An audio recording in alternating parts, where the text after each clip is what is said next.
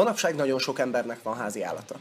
Vannak köztük aprók, normál méretűek, és egy picit nagyobbak is. Azonban mielőtt bármilyen állatot tartanánk otthon, biztosítani kell a leendő kiskedvencnek bizonyos előszükségleteit.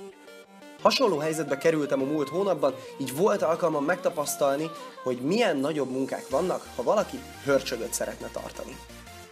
Kezdjük a legelején. Egy hörcsögnek lehet az bármilyen hűséges, kell egy terrárium vagy egy ketrec, hogy tudjon lakni valamiben. Nem, ez nem épp a megfelelő. Dobozban több dolog miatt sem szabad tartani egy rákcsálót. A nevében is benne van a legkedveltebb hobbija, ebből következhet az is, hogy esetleg a dobozt kirágja. A nagyobb baj a papírdobozzal az, hogy képes magába szívni minden nemű folyadékot, beleértve a kis kedvencünknek kikészített innivalót és a hörcsögpisit is.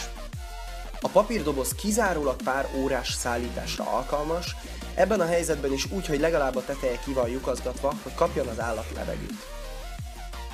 Igen, így már mindjárt más. Van mozgástér és szellőzik, ráadásul ez biztos nem fogja tudni elrágni. Ha már az előbb a folyadékokról volt szó, mit is iszik egy hörcsög? Hát ennél valami kevesebb alkoholtartalmú dologra gondoltam. Úristen, tudja kérni. A hörcsög nem iszik se Bacardit, se bort. A hörcsög az vizet iszik. És miből issza a vizet?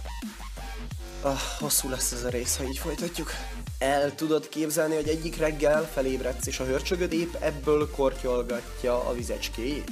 Ha ilyenre képes lenne, akkor már az anyádat is tudná szidni, szóval ez sem a legmegfelelőbb megoldás. Bármilyen fura, a rákcsálóknak kifejlesztett itatók a legjobbak ezen célra.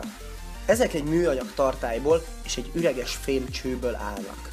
A cső belsejében egy fémgolyó található, ami lehetővé teszi, hogy a víz csak akkor folyjon ki, ha ahhoz a hörcsög hozzáér. Ha a háziállatunknak van már egy kényelmes helye, és van számára elegendő folyadék, akkor vajon mi lehet a következő lépés? Hát természetesen a kaja. Várj, ez meg mi? Micsoda, a zacskós leves? De ez az állatok nem esznek zacskós levest. A rákcsálók sokkal inkább szeretik a különféle magvakat, hisz azzal tudják a legjobban koptatni a folyamatosan növő metszőfogukat. Meg néha egy kis gyümölcsárt a víztartalma miatt. Ez a szaladunk.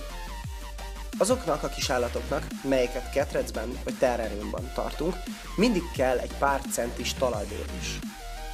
A hüllőknél ezt homokkal, kavicsokkal és földkeverékkel oldják meg, míg a rákcsálóknál főként egyszerű faforgácsot használnak. Mondjuk ennél picit többet. Na így már tökéletes. Az alapdolgok megvannak, de mi a helyzet a többivel? Mi kellhet még ahhoz, hogy a kisállatunk még jobban érezze magát? Egy játék. Igen, ez az, kell valami, amivel tud játszani. Nem ez volt az első gondolatom. A rákcsálókról viszont tudjuk, hogy szeretik a mókuskereket, ezért ha hörcsögöt szeretnénk tartani, akkor célszerű beszerezni egyet. Akkor nézzük csak, miket szedtünk össze. Kell egy ketrec.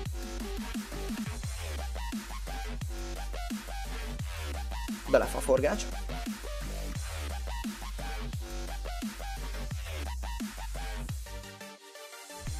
Kaja, folyadék és játék.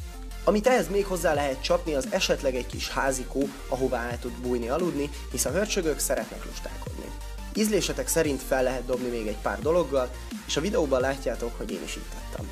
És hogy miért is csináltam ezt a részt? Skacok, most már megvan minden hörcsögös cucc.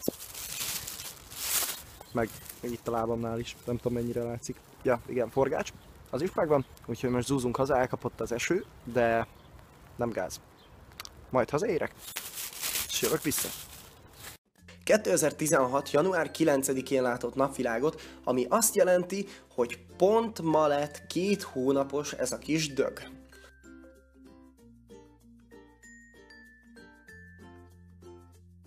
Egy hörcsög hónap az 2 emberi évnek és 9 emberi hónapnak felel meg. Tehát, hogyha azt nézzük, akkor ma lett 5,5 éves. Dömper 2016. február 9-e óta boldogítja a mindennapjaimat, és remélem, hogy még fog szerepelni a csatornán.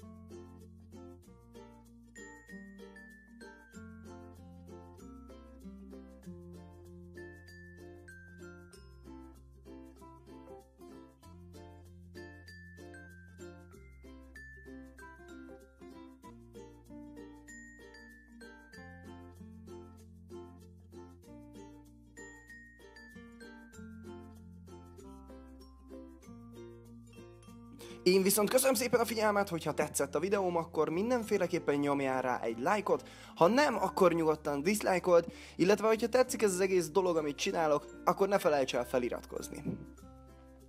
Sziasztok skacok, én Kenny voltam, jövő héten újra találkozunk.